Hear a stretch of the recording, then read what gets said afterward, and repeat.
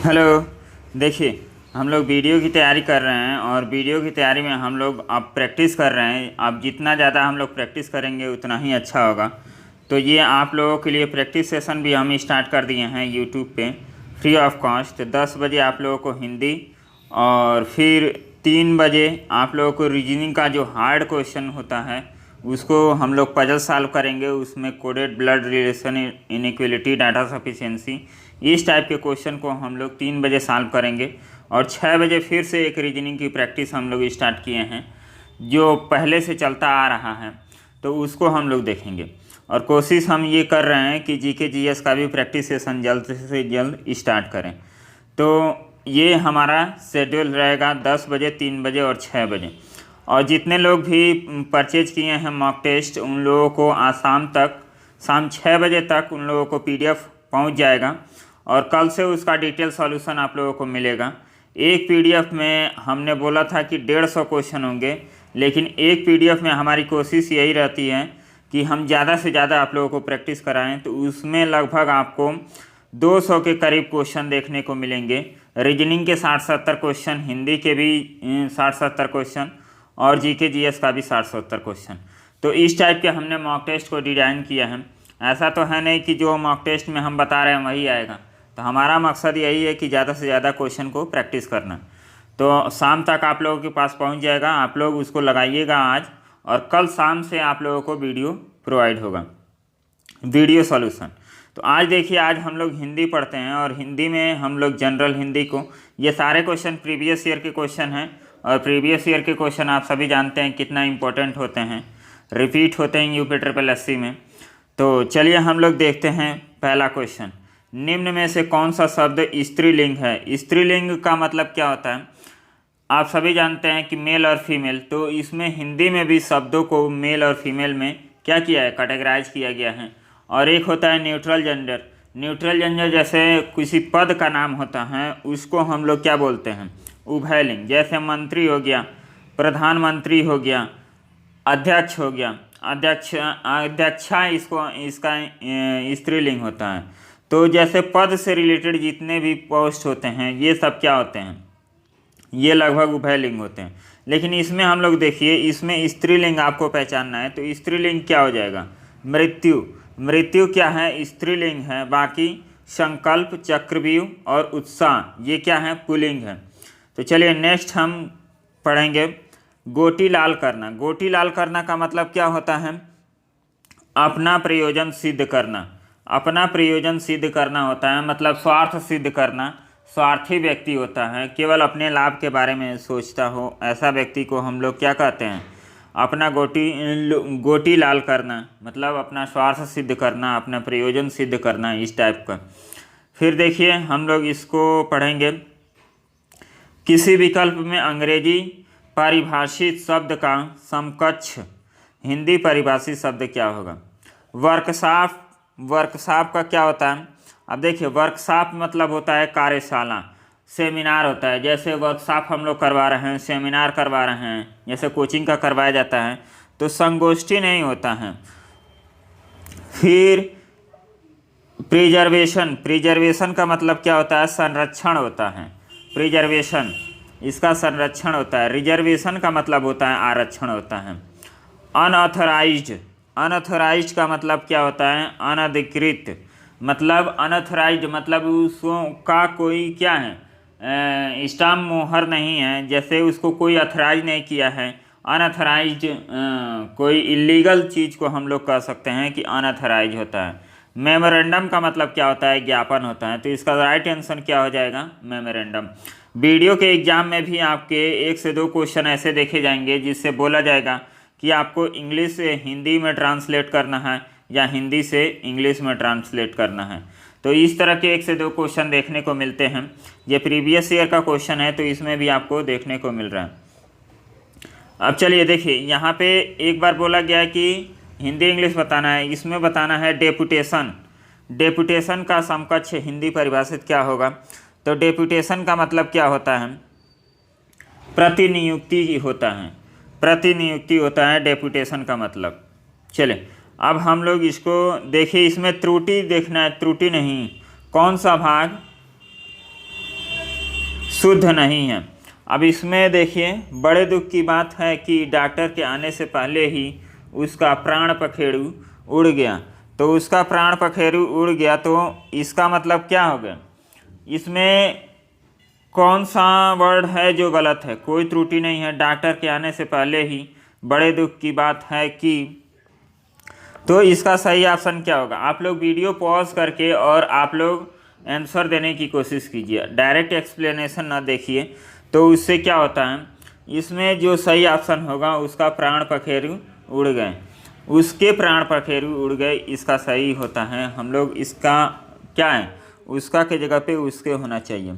तो इसमें जो गलत शब्द है वो क्या है, उसका प्राण पखेरु उड़ गए। अब देखिए ये हिंदी में जो आपको अनसीन पैसेज दिया जाता है, गद्यांश से क्वेश्चन रिलेटेड दिया जाता है, तो इसको हम लोग कैसे करेंगे? इसमें देखिए ये काफ़ी आसान होता है। आप लोग हिंदी पेपर पढ़ते हैं तो उससे भी आप लोग कर सकते हैं। अंडरस्टैंडिंग होनी चाहिए। जैसे इंग्लिश का अनसीन पैसेज हम लोग करते हैं तो उसमें भी अंडरस्टैंडिंग की ज़रूरत होती है, वैसे ही हिंदी के पैसेज में अंडरस्टैंडिंग की ज़रूरत होती है। और हिंदी का पैसेज करना काफ़ी आसान होता है यदि आप लोग बार बार करते रहते हैं, प्रैक्टिस होती रहती है। तो यहाँ पे देखिए इसके बारे में क्या दिया गया है, तो इसको हम लोग पूरा पढ़ते हैं और उसके बाद क्वेश्चन का आंसर हम लोग देखते हैं। तो यहाँ पे क्वेश्चन देखिए कैसे दिए गए हैं। उक्त अनुच्छेद में फौजी की गतिविधियों का इसलिए उल्लेख किया गया है कि, अब यहाँ पे फौजी की गतिविधियों का उल्लेख यहाँ पे देखा जाता है। तो यहाँ पे देखिए कहाँ दिया है इस टाइप का। अब इसको हम लोग पढ़ते हैं। अहिंसात्मक अभ्यास का मार्ग ही अलग है। फौज में प्रतिदिन कवायद, कसरत, क्रूरतापूर्ण शिकार इत्यादि कराए जाते हैं। अहिंसात्मक अभ्यास इससे बिल्कुल भिन्न है। उसका साधन यदि एक शब्द में कहना चाहे तो बस संयम है। यहाँ संयम व्यापक अर्थ में उन तमाम नियमों के लिए व्यवहृत किया है जिसका जिक्र हिंदुओं के तथा दूसरे धर्मों के धर्म ग्रंथों में पाया जाता है। ये साधारण सदाचार के नियम हैं। आगे क्या लिखा है, सख्ती से पालन करके सीखे जाते हैं। इन सब नियमों का झुकाव अहिंसा और सत्य की ओर ही होता है। गांधी जी ने बार बार लिखा है कि ईश्वर पर विश्वास इसका एक बहुत बड़ा सहायक होता है। यदि इस अहिंसात्मक प्रवृत्ति को जागृत और पुष्ट करने में समय लगाया जाए, बचपन से ही अभ्यास कराया जाए और इस पर पूरा ध्यान दिया जाए, तो निर्भरता इत्यादि जो इसके मुख्य व्याय रूप देखने में आते हैं अवश्य ही प्राप्त किए जा सकते हैं।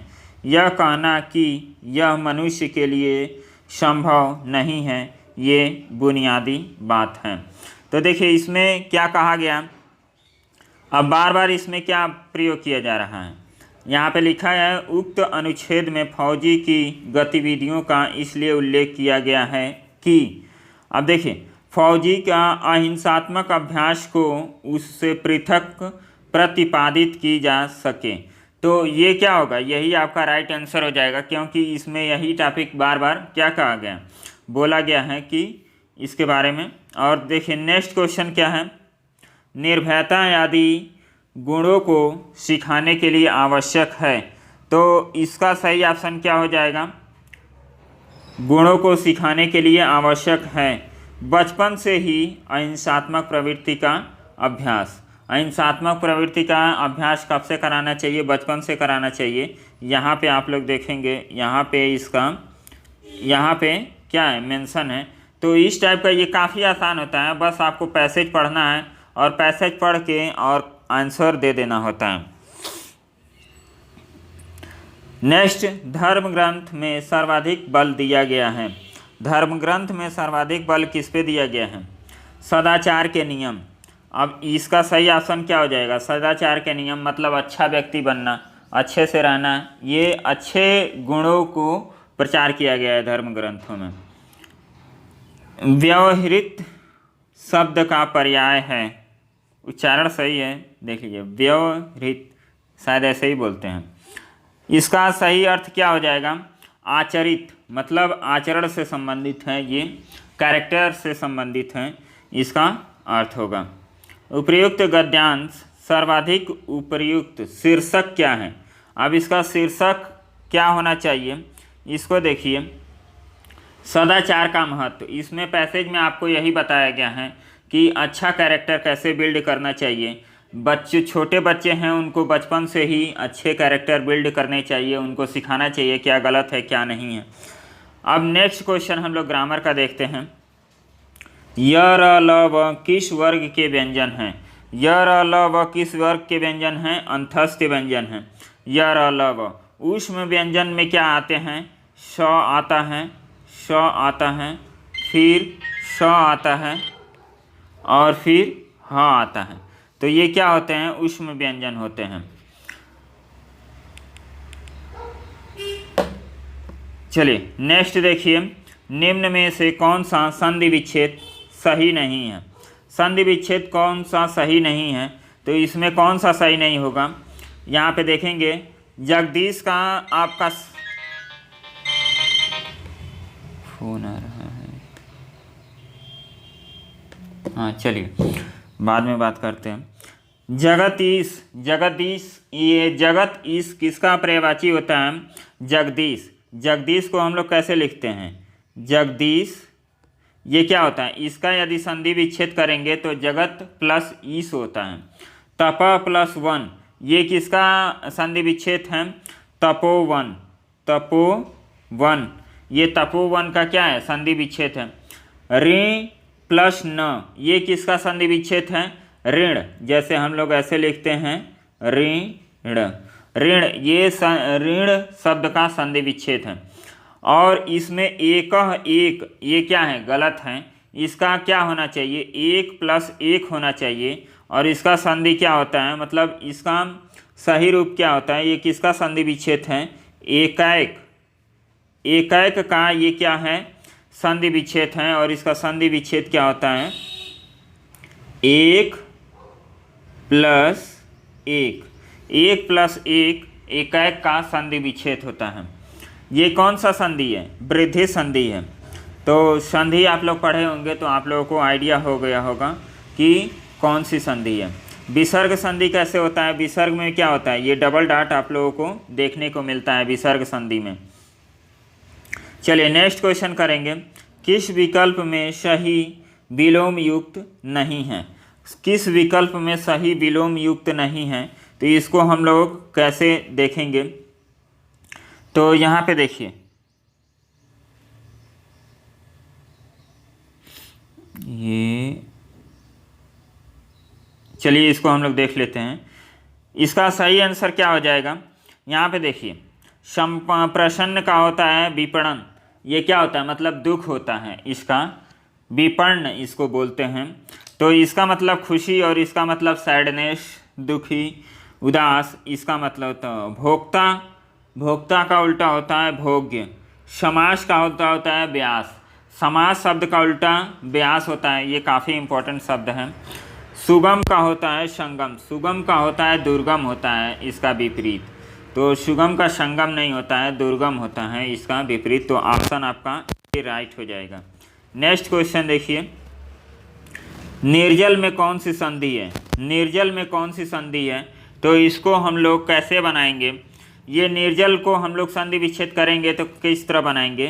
निह प्लस जल, निर्जल का संधि विच्छेद होता है निह प्लस जन। और निह मतलब ये डबल डॉट आ गया तो ये किसका संधि विच्छेद होता है?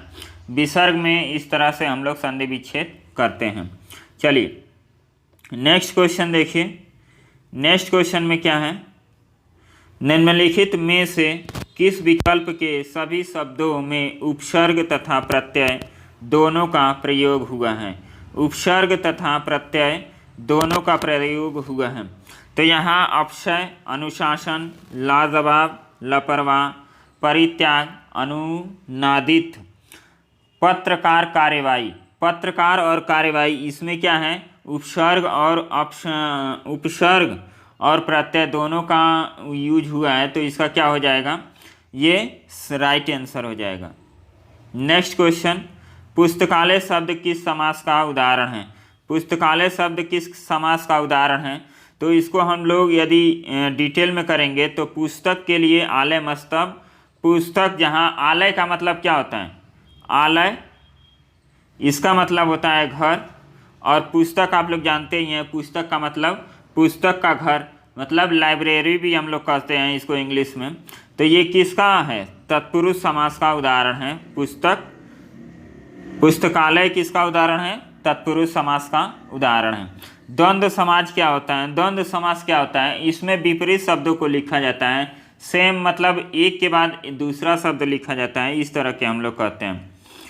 कर्मधारय और ये बहुब्रीहि, ये थोड़ा कन्फ्यूजिंग होते हैं, तो इसको भी हम लोग आगे समझेंगे। चलिए देखें, यहाँ कर्मधारय समास के बारे में पूछा गया है कि कर्मधारय समास कौन है। तो कर्मधारय समास कौन सा है, इसमें आपका राइट आंसर हो जाएगा श्याम सुंदर।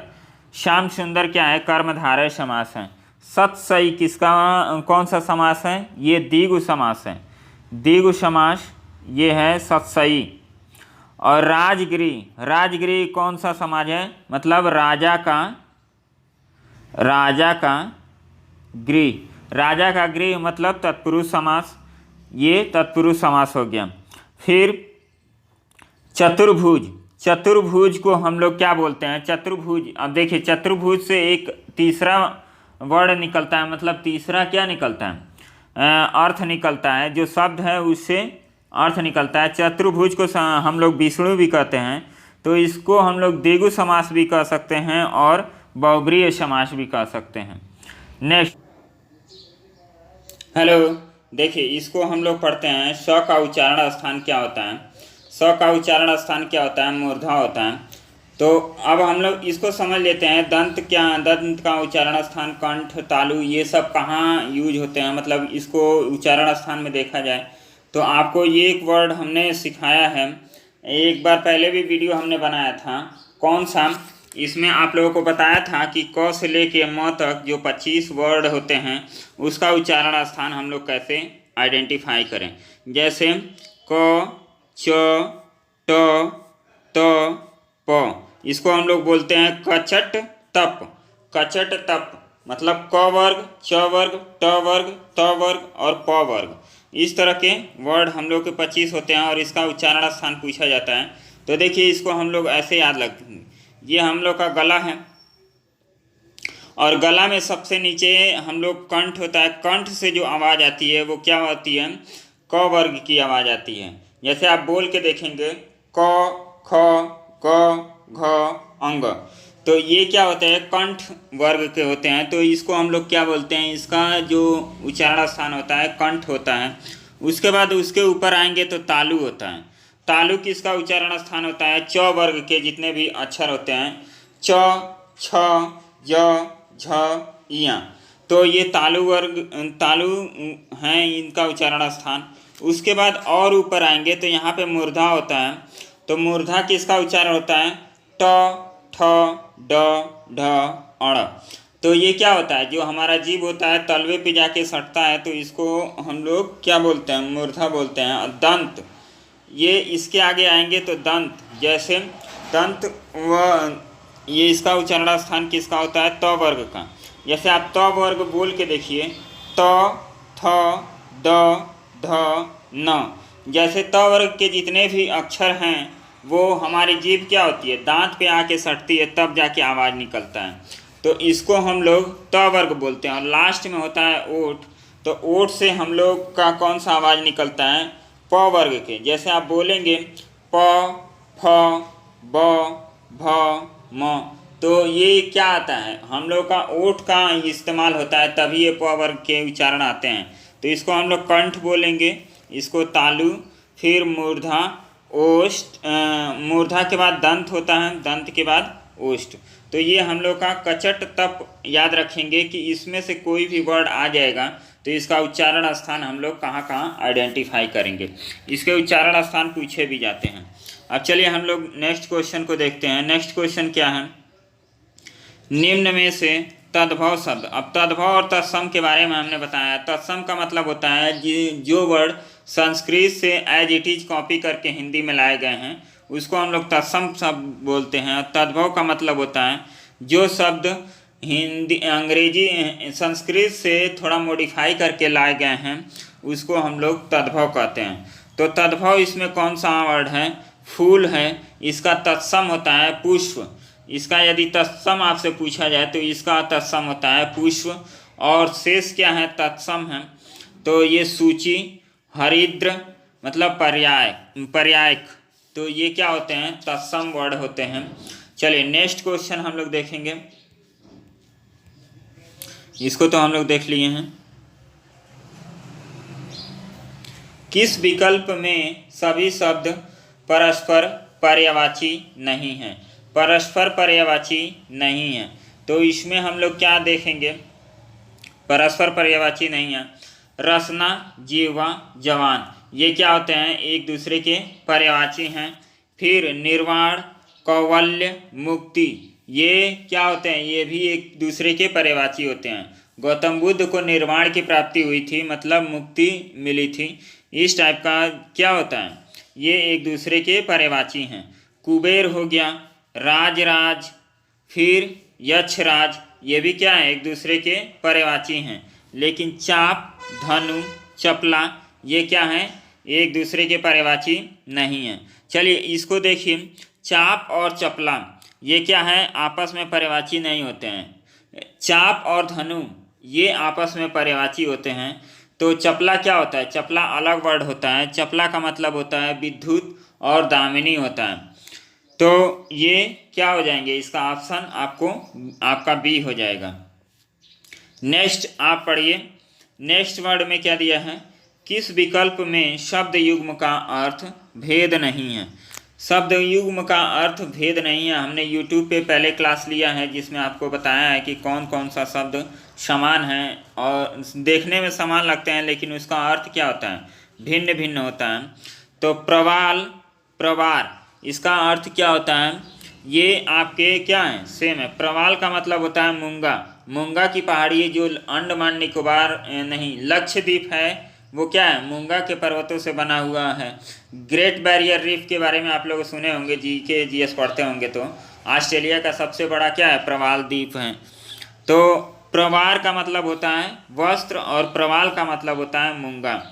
दामन और दमन, दमन करना, अंग्रेजों की जो नीतियाँ थी वो कौन सी नीतियाँ थी, दमनकारी नीतियाँ थी, मतलब दबाने की नीतियाँ थी। और दामन, किसी का दामन थामना ऐसे बोलते हैं तो आंचल होता है दामन का मतलब। नेति और नेति, इसका अर्थ क्या होता है, अब इसका अर्थ देखिए। एक नेति का अर्थ होता है अनंत और झुका हुआ, और एक नेति का अर्थ होता है मयानी का रस्सी। तो ये नेति का मतलब बंधन नहीं होता है। तो ये आपका राइट आंसर हो जाएगा। इसका राइट आंसर क्या हो जाएगा, सी हो जाएगा। इसमें जो अर्थ दिए गए हैं वो अलग अलग दिए गए हैं।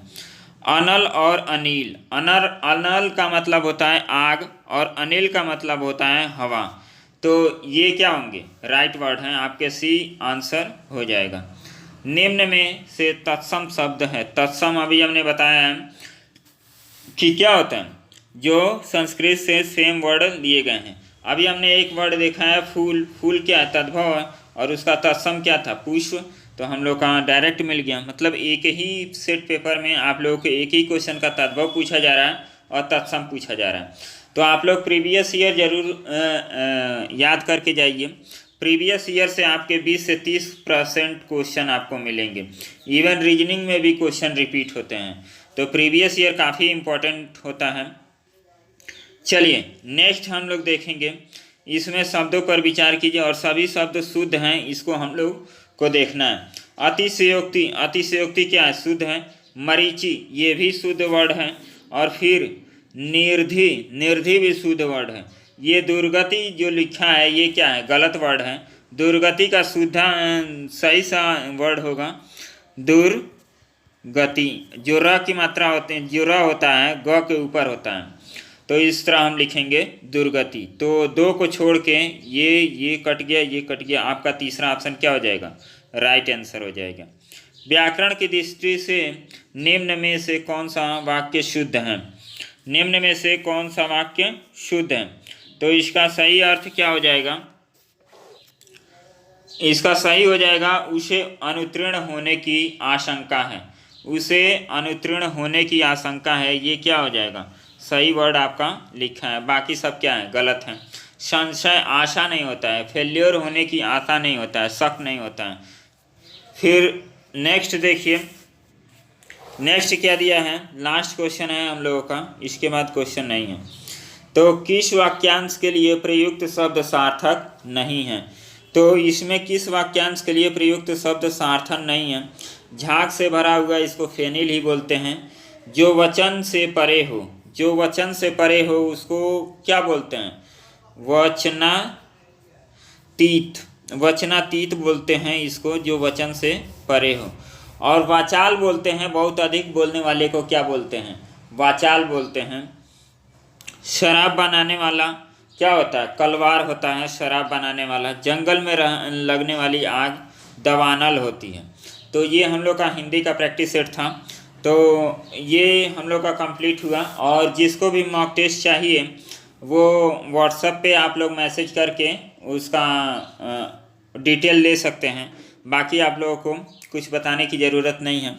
चलिए, तो हम लोग मिलते हैं नेक्स्ट वीडियो में।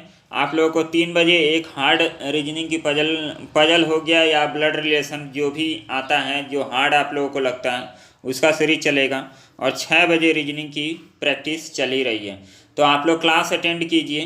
क्लास में आप लोगों का इंगेजमेंट रहता नहीं है और बोलते हैं कि सर फ्री कर दीजिए, तो इतना कहाँ से हो पाएगा? हमारा चैनल बड़ा होता तो हम आप सबको फ्री में पढ़ाते, लेकिन इतना छोटा चैनल हमने अभी लगभग पिछले मंथ से स्टार्ट किया है। तो कोई इतना मेहनत कर रहा है तो आप समझ सकते हैं कि उसको कुछ ना कुछ उम्मीद रखेगा। और ऐसा भी नहीं है कि यूट्यूब हमारा बिजनेस है। यूट्यूब से हम बिजनेस नहीं कर रहे हैं और ना ही हमें कोई उम्मीद है। बस हमारा उद्देश्य है कि आप लोग ज़्यादा से ज़्यादा सेलेक्ट हो और जितना हमारा कोशिश हो सकता है कि हम आप लोगों की मदद कर सकें। बाकी आप लोग खुद समझदार हैं, अपने अच्छे बुरे का ज्ञान आप लोगों को खुद है। तो मिलते हैं नेक्स्ट वीडियो में, तब तक के लिए बाय, धन्यवाद।